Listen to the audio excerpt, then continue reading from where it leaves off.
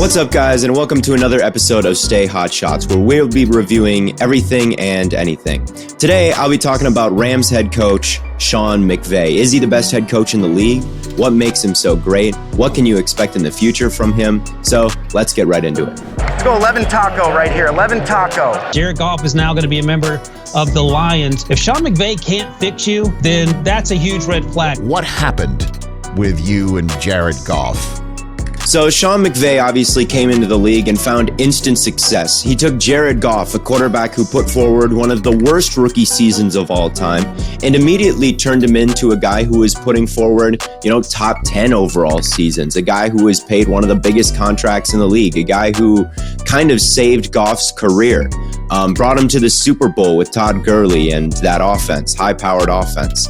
And since then, it's been a little bit more rocky. Last year, obviously, Jared Goff fell off a little bit of a cliff. He was more in that 20th to 22nd range in terms of quarterbacks. The Rams were obviously still in the playoffs, and obviously we're still a good team.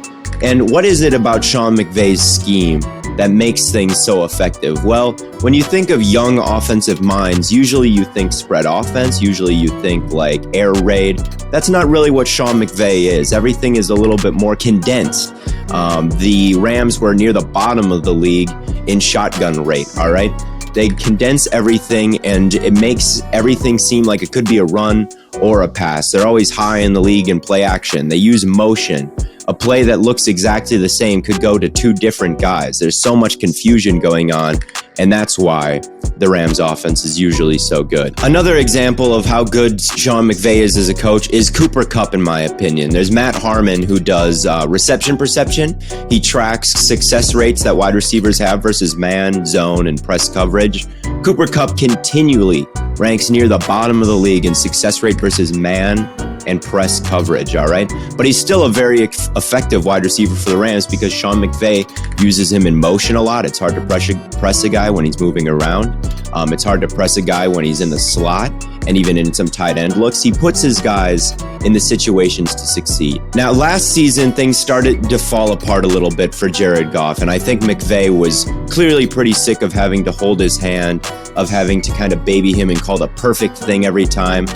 Those were the reports that got leaked. So he went and traded out for a gunslinger in Matthew Stafford. And I think that this is going to be a really good marriage because McVay will get the best out of his guys. And I think we can anticipate maybe the best season we've seen from Matthew Stafford with Sean McVay calling these shots. And I think we can maybe even get the best that we've seen out of Sean McVay with Matthew Stafford throwing the football. Matthew Stafford is an improviser. He can do things that Goff couldn't, which is, when things are going off kilter and off track, Stafford will still have some answers. Well, Goff, had none. So I think what this is all culminating into is what should be one of the top offenses in the league in 2021. I remember after the Rams beat the Patriots, Bill Belichick came out and said, Sean McVay kicked our ass, What a great job by that coach. He has the respect of everyone. He has the results to prove it at this point. What he will need to show is if his schemes do start to get figured out a little bit, eventually he will need to adjust some things,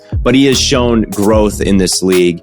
And he's been able to throw different things out there every single year. So I don't anticipate things growing stale in those Sean McVay offenses. And another aspect of coaching is your likability.